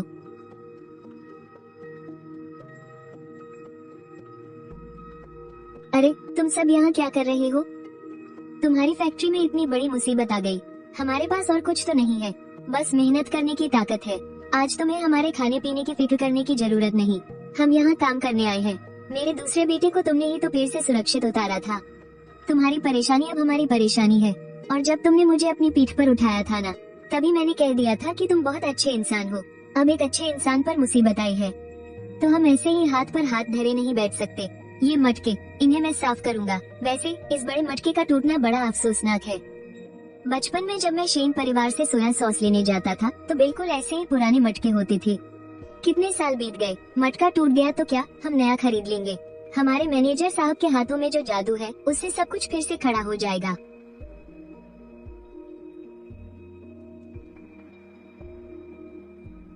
हेलो, नमस्ते मैनेजर शेन। नमस्ते, मैं राज्य की खाद्य कंपनी के परचेसिंग डिपार्टमेंट से बोल रहा हूँ। फैक्ट्री में ज्यादा नुकसान तो नहीं हुआ? नमस्ते नमस्ते, कुछ मटके टूट गए हैं और बीन्स की एक खेप भीग गई है। सच कहूँ तो नुकसान काफी बड़ा है। हमारे अधिकारी ने कहा है कि डिलीवरी की तारीख 15 दिन और बढ़ा दी जाए। इसे कॉन्ट्रैक्ट तोड़ना नहीं माना जाएगा। इसके अलावा हमारी कंपनी के पास आपदा राहत के लिए एक खास फंड भी है जो मुसीबत में फंसी सहयोगी फैक्ट्रियों के लिए ही है। आपकी शेंजी फैक्ट्री इसकी पूरी हकदार है। बस एक फॉर्म भरकर हमें भेज दीजिए। फॉर्म पास होते ही काम चालू रखने के लिए आपके खाते में तुरंत कुछ पैसे भेज दिए जाएंगे। मुझे यकीन नहीं हो रहा कि इतने बड़े स्तर पर भी आप लोग हमारी छोटी सी फैक्ट्री का ख्याल रखते हैं। अरे तुमने लोगों की जान बचाने के लिए अपना काम रोक दिया था। ये बात पूरे राज्य में सब जानते हैं। अधिकारी ने कहा कि ऐसी ईमानदार फैक्ट्री के साथ काम करने में कोई रिस्क नहीं है। ये सुनकर मेरी जान में जान आई। आपका बहुत बहुत शुक्रिया।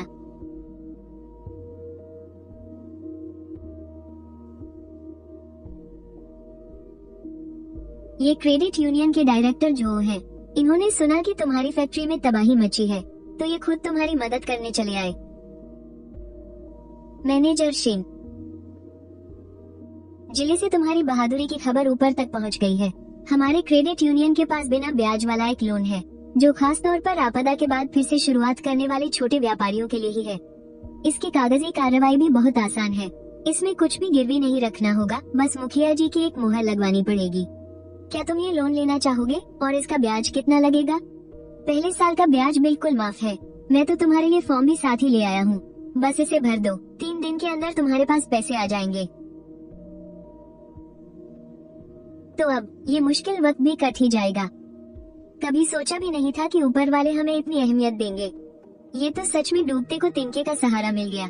बुरे वक्त में जब एक दूसरे का साथ मिलता है ना, तो आगे का सफर और भी आसान हो जाता है। तो फिर कल से काम चालू। हाँ, काम चालू। नए मटके कल खरीद लाएंगे। पहले अच्छी वाली सोयाबीन छांट कर इस्तेमाल करो। अगर कम पड़े तो कस्बे के बीज गोदाम से ले आना। पहले हमें अपना उत्पादन वापस पटरी पर लाना है, बाकी बातें बाद में करेंगे। तुम्हारे बड़े भाई का घर गिर गया है, व्यापार में भी भारी नुकसान हुआ है। उनके पास जाने के लिए कोई जगह नहीं बची है। पूरी रात गांव के बाहर बैठे रहे। मैंने सोचा उन्हें यहाँ तुम्हारे पास ले आऊं। छोटे, मैं खाना खाया तुमने? अपनी फैक्ट्री बेचकर जो पैसे मिले थे मैंने सोया सॉस के थोक व्यापार में लगा दिए, पर किसी ने मुझे ठग लिया।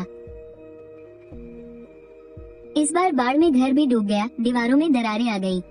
अब वो रहने लायक नहीं बचा। माँ दूसरे भाई के पास चली गई और तुम्हारी भाभी बच्चों को लेकर अपने मायके चली गई। छोटे, तुमने सही कहा था कि मैं व्यापार करने लायक नहीं हूँ। तुम्हारी बात बिल्कुल सच निकली। तुम आज यहाँ आए हो, क्या सिर्फ रहने की जगह चाहिए या फिर काम ढूंढ रहे हो? मुझे काम चाहिए, कोई भी काम चलेगा। माल उतारना हो, झाड़ू लगाना हो या सामान उठाना हो, मैं कुछ भी कर लूंगा। तुम पहले फैक्ट्री के मालिक थे। सोयाबीन को मिलाना, आँच का ध्यान रखना, ये सब तुम्हें आता है, लेकिन तुम्हारा तरीका गलत था।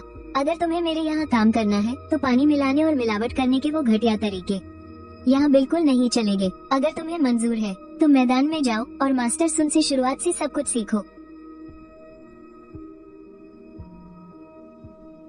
सुन साहब, आज से ये तुम्हारी देखरेख में काम करेगा। बाकी चेलों की तरह ही इसे शुरुआत से काम सिखाओ। अगर सही से ना करे तो इसे डांटो, गलती करे तो सजा दो। मास्टर सुन, पहले जो भी हुआ उसके लिए मुझे माफ कर दीजिए। आज से आप जो कहेंगे वही होगा। ठीक है, वो रबर वाले जूते पहन लो और यहाँ आ जाओ।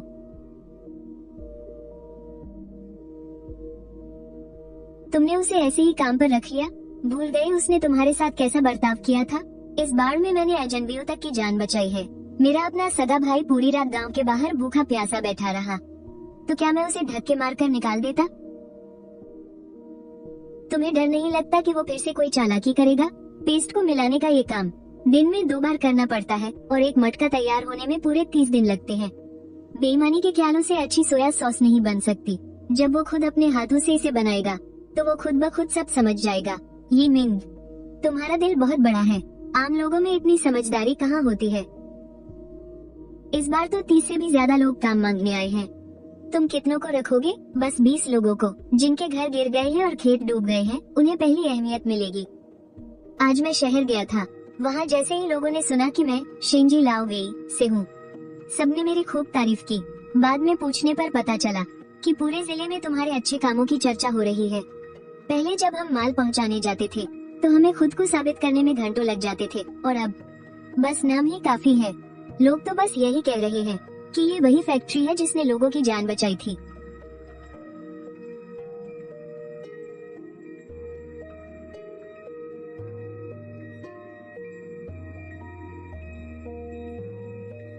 लहसुन वाली चिली सॉस और 5 मसाले वाले सोयाबीन का टेस्टिंग फीडबैक आ गया है।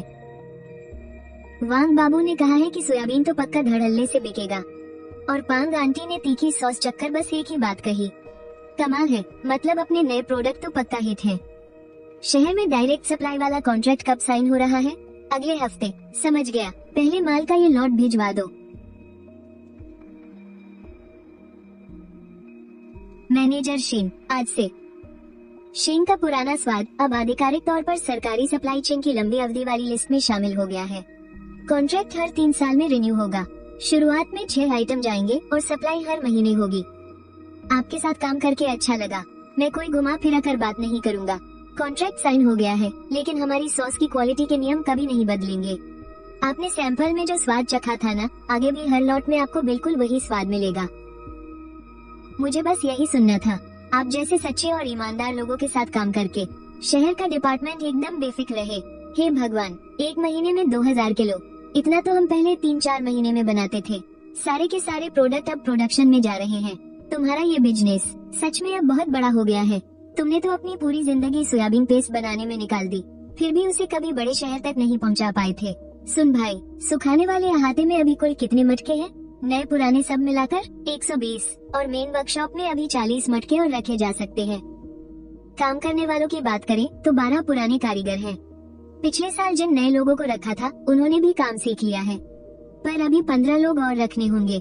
शहर से जिस हिसाब से ऑर्डर आ रहे हैं ना, हमें अपनी प्रोडक्शन डबल करनी पड़ेगी। सुखाने वाले अहाते के पूर्व में जो खाली जमीन है, हमने सोचा था कि वहाँ वसंत के मौसम में काम शुरू करेंगे, पर अब इंतजार नहीं कर सकते। अगले महीने ही वहाँ काम लगाना पड़ेगा। 2 लाइनें और बढ़ानी पड़ेंगी। क्या हमारे पास पैसे पूरे हैं? क्रेडिट यूनियन वाला बिना ब्याज का लोन तो अभी छुआ तक नहीं है, और पिछले साल शहर से जो मदद के पैसे मिले थे वो भी हैं। इतना बहुत है। अगर हमारी रफ्तार ऑर्डर्स के हिसाब से नहीं बढ़ी तो ऑर्डर्स हमारे हाथ से निकलकर किसी और के पास चले जाएंगे। हेलो, शहर के डिपार्टमेंट में झींगा सॉस खत्म हो गई है। पिछले हफ्ते ही तो 300 किलो भिजवाई थी। अच्छा, समझ गया। मैं अभी यहाँ से एक और लॉट तैयार करवाता हूँ। 8 रत्नों वाली मशरूम सॉस भी खत्म होने वाली है। ठीक है, मैं 3 दिन के अंदर भिजवाता हूँ। हेलो, कौन बोल रहे हैं? अच्छा, डोंगविक ग्रोसरी मॉल से। मैनेजर शेन, हम सीधा आपकी फैक्ट्री से माल उठाना चाहते हैं। हम अब सरकारी डिपार्टमेंट के जरिए नहीं आना चाहते, लेकिन क्या आपकी सारी सप्लाई वहीं से नहीं होती? इस बारे में मुझे डिपार्टमेंट से बात करनी पड़ेगी। मैं आपको बाद में जवाब देता हूँ। शहर से जो आंकड़े आए हैं, पिछले महीने झींगा सॉस की 800 बोतलें बिकी थी, और इस महीने अभी 15 दिन ही हुए हैं और सेल उससे भी ऊपर चली गई है। और वो मशरूम वाली सॉस का हाल तो और भी पागलपन वाला है। शेल्फ पर रखते ही 2 दिन में माल साफ। मॉल वालों ने कई बार फोन करके जल्दी माल भेजने को कहा है। हाँ, मैंने भी देखा। ये प्रोडक्शन बढ़ाने वाला जो मसला है ना, इसका कोई जुगाड़ मैं ही निकालता हूँ। एक बार कॉन्ट्रैक्ट साइन हो गया तो मॉल वालों ने जो जगह हमारे माल के लिए खाली रखी है ना, अगर वो खाली रह गई तो हमारा नाम खराब होगा। सुन भाई, जो नए वर्कर रखे हैं उनके हाथ में सफाई आई या नहीं? काम तो वो सीख गए हैं, लेकिन फर्मेंटेशन वाले जो मेन प्रोसेस है ना, वही पुराने मजदूर मोर्चा संभाले हुए हैं। पिछले 15 दिनों से लगातार काम कर रहे हैं। आज रात मैं भी उनके साथ ओवर टाइम करूँगा। तुम कैंटीन वालों से कहना कि खाना थोड़ा ज्यादा बनाएं। रात के खाने में कोई कमी नहीं होनी चाहिए। बॉस, गड़बड़ हो गई है। हमने शुजू वाली मिर्चियों के जो 2 लॉट ऑर्डर किए थे ना, उन्हें कल ही आ जाना चाहिए था, पर आज सप्लाई मुकर गया है। कह रहा है कि माल खत्म हो गया। खत्म कैसे हो गया? हमारा तो कॉन्ट्रैक्ट साइन हुआ था, एडवांस पैसे भी दे दिए थे। खत्म होने का क्या मतलब है? किसी ने ज्यादा पैसे देकर बीच में ही माल मार लिया है। मैंने पता लगाया है, वो आपका दूसरा भाई है, शेन यीहाई। उसे हमारी मिर्चियों से क्या काम? वो तो सॉस बनाता भी नहीं है, लेकिन उसे पता है कि मुझे बनानी है। लाओ लियो, गोदाम में कितनी मिर्चियाँ बची हैं? कितने दिन चलेंगी? ज्यादा से ज्यादा 5 दिन। 5 दिन? शहर जाने वाला झींगा सॉस का लॉट अगले हफ्ते निकलना है। मिर्चियाँ नहीं मिली तो काम रोकना पड़ेगा। ये मिंग, क्या हमें एयर हाई से बात करनी चाहिए? नहीं, कोई जल्दी नहीं है। उसने मिर्चियों के 2 लॉट दबा कर रखे हैं, उसका काफी पैसा फंसा होगा। हमसे ज्यादा तो वो छटपटा रहा होगा। लाओ सान, सुना है तुम्हारे पास मिर्चियों की कमी पड़ गई है? क्या इत्तेफाक है? मेरे पास एकदम बढ़िया माल पड़ा है, क्वालिटी भी एक नंबर है। अगर तुम्हें चाहिए तो बाजार के भाव से बस 30% ज्यादा दे देना। आखिर हम सगे भाई जो हैं, मैं तुम्हें नहीं ठगूंगा। तुमने भारी कीमत चुकाकर मेरा माल हड़पा और अब 30% मुनाफा लगाकर मुझे ही बेच रहे हो। क्या गजब का दिमाग लगाया है तुमने। यही तो बिजनेस है मेरे भाई। दम है तो किसी और से ले लो, पर पिछले 2 दिनों में तुमने हर जगह छान मारा होगा, है ना? इस मौसम में शुजू की मिर्चियों की बहुत मांग होती है। मेरे इस माल के अलावा तुम्हें और कहीं से कुछ नहीं मिलने वाला। लाओ सान, ज्यादा अकड़ मत दिखाओ। अगर शहर वाला वो ऑर्डर हाथ से निकल गया ना, तो तुम्हारा नुकसान इन मिर्चियों की कीमत से कहीं ज्यादा होगा। और अगर मैं ना खरीदूं तो फिर अपना काम बंद करने के लिए तैयार रहो। मुझे वैसे भी कोई जल्दी नहीं है। माल गोदाम में सुरक्षित रखा है, आराम से कोई ना कोई खरीदार मिल ही जाएगा। मैं चलता हूँ, जब आके ठिकाने आ जाए तो मुझे बता देना। बॉस, वो तो हमारी गर्दन मरोड़ रहा है, पर अगर हमने नहीं खरीदा तो शहर वाले ऑर्डर का क्या होगा? 6 महीने पहले जब मैं गांव में मशरूम लेने गया था ना, तो मेरी पहचान कुछ मिर्च उगाने वाले किसानों से हुई थी। उनके पास माल है, हम इन बिचौलियों के चक्कर में नहीं पड़ेंगे, सीधा किसानों से माल उठाएंगे। पर उसके लिए तो एक घर जाना पड़ेगा। क्या हमारे पास इतना वक्त है? कैश तैयार रखो, मेरे साथ गांव चलो। बॉस, 5 इलाके और 12 गांव छान मारे हमने। पूरे 3200 किलो माल उठाया है। हमारे पहले वाले ऑर्डर से भी 400 किलो ज्यादा, और दाम भी 10% कम लगा। आपको ये तरकीब कैसे सूझी? पिछले साल जब मैं मशरूम लेने गया था, तभी मैंने देखा था कि किसानों के पास बहुत बढ़िया माल होता है, बस उन्हें बाहर बेचने का सही रास्ता नहीं पता होता। बिचौलिए उनसे औने पौने दाम पर माल खरीद लेते हैं और फिर मोटा मुनाफा कमाकर आगे बेचते हैं। इस बार हमने बिचौलियों को ही बीच से हटा दिया। किसानों की कमाई ज्यादा होगी और मेरा खर्च कम, तो नुकसान किसका? बिचौलियों का। शेन यीहाई अभी भी आपके जाने का इंतजार कर रहा है, उसे करने दो इंतजार। सुना तुमने? यीहाई कि वो दोनों मिर्चों के लॉट उसी के गले पड़ गए हैं। वो हर जगह खरीदार ढूंढ रहा है, लेकिन इतनी भारी मात्रा के बारे में सुनकर, और ऊपर से ये मौसम, कोई भी माल उठाने को तैयार नहीं है। गोदाम का किराया रोज बढ़ता जा रहा है और ऊपर से पैसा भी फंसा हुआ है। टेंशन के मारे उसके मुंह पर छाले पड़ गए हैं। जब उसने माल रोका था तभी सोच लेना चाहिए था कि बेचेगा कैसे। लाल मिर्च कोई पुरानी नायाब चीज तो है नहीं, ज्यादा दिन रखी रही तो फफूंदी और कीड़े लग जाएंगे, तब फेंकने की भी जगह नहीं मिलेगी। लाओ सान, अब वो मिर्चों का स्टॉक मैं और नहीं रोक सकता। तुम ही कोई दाम लगा दो। मुझे पता है तुम्हारा गोदाम भरा हुआ है, लेकिन अगर तुम काम बढ़ाना चाहते हो तो आज नहीं तो कल कच्चा माल तो चाहिए ही होगा ना। मैं तुम्हें बाजार के भाव से 20% कम में दे दूंगा। मुझे तुम्हारी 20% की छूट नहीं चाहिए। बाजार का जो भाव है मैं उसी भाव पर खरीदूंगा, लेकिन इसके बाद तुम्हारा मेरे सप्लायर्स और मेरे नेटवर्क से कोई लेना देना नहीं रहेगा। तुम अपना बिजनेस करो और मैं अपनी सॉस बनाऊंगा। लाओ लियो, कॉन्ट्रैक्ट लेकर आओ। जी मैनेजर साहब, बाजार के भाव पर लिखो। माल अंदर आने पर पहले चेक किया जाएगा। अगर क्वालिटी में जरा सी भी कमी हुई तो 1 किलो भी नहीं लूंगा। लाओ सान, जिस दिन मैं आया था तुमने कहा था कि मटके को लगातार 30 दिनों तक घुमाना पड़ता है, चाहे आंधी आए या तूफान, रुकना नहीं है। उस वक्त मेरे मन में आया था कि तुम जानबूझकर मुझे परेशान कर रहे हो। और अब अगर एक दिन भी मटका ना घुमाऊं तो मुझे खुद नींद नहीं आती।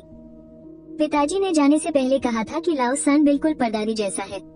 उस वक्त मुझे समझ नहीं आया था, पर अब समझ गया हूँ। पहले मैं ही गलत था। सॉस को जब तक सही धूप न लगे उसमें महक नहीं आती। इंसान भी ऐसे ही होते हैं। उस वक्त तुम पूरी तरह से पके नहीं थे, पर अब पक चुके हो। पुरानी बातें अब खत्म हुई। सच में तुम दिल में कोई कड़वाहट नहीं रखते? जो नुस्खा हमें मिला है वो एक हुनर है, कोई पुरानी दुश्मनी का हिसाब नहीं। तो फिर काम पर लग जाएं। बसंत आते ही हम फैक्ट्री बड़ी करेंगे। तुम नए कामगारों को ट्रेनिंग दोगे। लाओ सुन की भी उम्र हो गई है। मटका घुमाने वाले काम पर तुम्हें ही नजर रखनी होगी। 6 महीने और प्रैक्टिस कर लो, फिर तुम मास्टर बन जाओगे। तुम्हें डर नहीं है कि मैं सब कुछ बिगाड़ दूंगा? कुछ बिगड़े तो मुझे बता देना। ना बताना ज्यादा बड़ी मुसीबत है।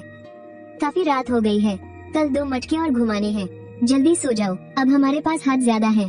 पैदावार बढ़ेगी तो कच्चे माल की भी और जरूरत पड़ेगी। सिर्फ इक्का दुक्का किसानों से काम नहीं चलेगा। मेरा एक प्लान है। हम कुछ गांवों के साथ कॉन्ट्रैक्ट करेंगे। बीज हम देंगे और एक तय कीमत पर फसल खरीदेंगे। कितनी खरीदोगे? क्या तुम आसपास के सब लोगों को साथ लेकर चलना चाहते हो? सिर्फ सॉस बनाने से पूरा गांव तो नहीं पल जाएगा। अगर हमें सच में बड़ा मुकाम हासिल करना है तो ये देखना होगा कि सबको 2 वक्त की रोटी मिले। मैनेजर शेन, पिछले साल आपने मुझे मिर्च की खेती करने को कहा था। अनाज उगाने से 200 रुपए ज्यादा की कमाई हुई। इस साल मैंने बाकी की 3 एकड़ जमीन पर भी मिर्च ही लगाई है। कॉन्ट्रैक्ट मुझे दीजिए। जाओ चाचा, अगर क्वालिटी अच्छी हुई तो मैं सब खरीद लूंगा, लेकिन उतना ही उगाना जितना आप संभाल सके। आप सब घबराइए मत, एक एक करके आइए। कॉन्ट्रैक्ट सबके लिए है।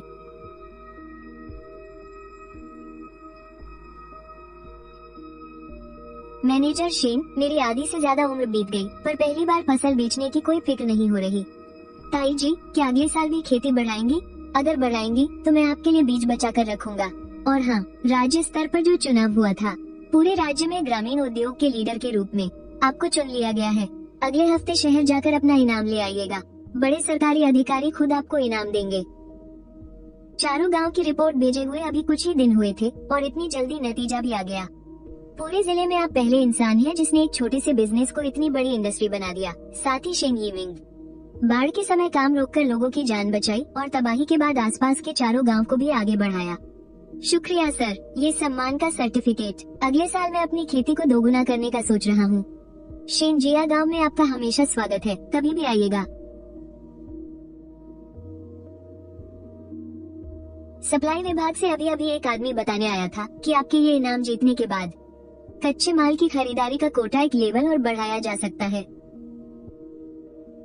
पड़ोस के गांव वाले पूछ रहे थे कि क्या अगले साल भी कॉन्ट्रैक्ट साइन हो सकता है। बिल्कुल हो सकता है।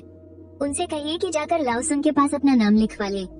यीमिंग, शहर का बड़ा ऑडिटोरियम कैसा दिखता है? क्या वो हमारे जिले के सिनेमा घर जितना बड़ा है? उससे बहुत बड़ा है चाची जी। क्या ये तुमने लिखा है? हाँ, मैंने ये लिखा है। बस भावनाएं सच्ची होनी चाहिए, इतना ही काफी है।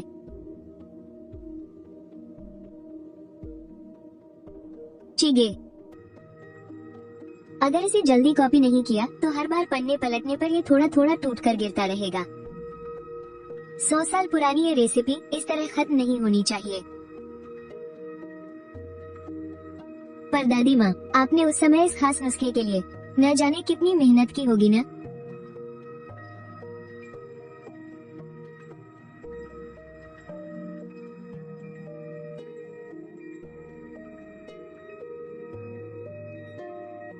बस एक आखिरी चीज की कमी है। ये पुराना मटका तो बाढ़ के पानी में डूब गया था ना। मुझे लगा तुमने इसे कब का फेंक दिया होगा। सोचा नहीं था कि तुम इसे अब तक संभाल कर रखोगे। इसमें तो कोई दरार या खरोंच भी नहीं है। इसे अच्छे से धो ले तो ये फिर से काम आ सकता है। इसे यहाँ रखना हमारी पुरानी विरासत की निशानी है। खुले मैदान में सुखाने से तो ये कहीं ज्यादा काम की चीज है। लाओसान, शहर से नोटिस आ गया है। हमारे शेन जी को राष्ट्रीय कृषि उत्पाद मेले में हिस्सा लेने के लिए चुना गया है। इतने बड़े राष्ट्रीय मंच पर जाने का मतलब है कि हमारा हुनर सच में अब पूरे देश के सामने आ गया है। सबसे अच्छी क्वालिटी के सैंपल तैयार कर लो, हम मेले में जा रहे हैं।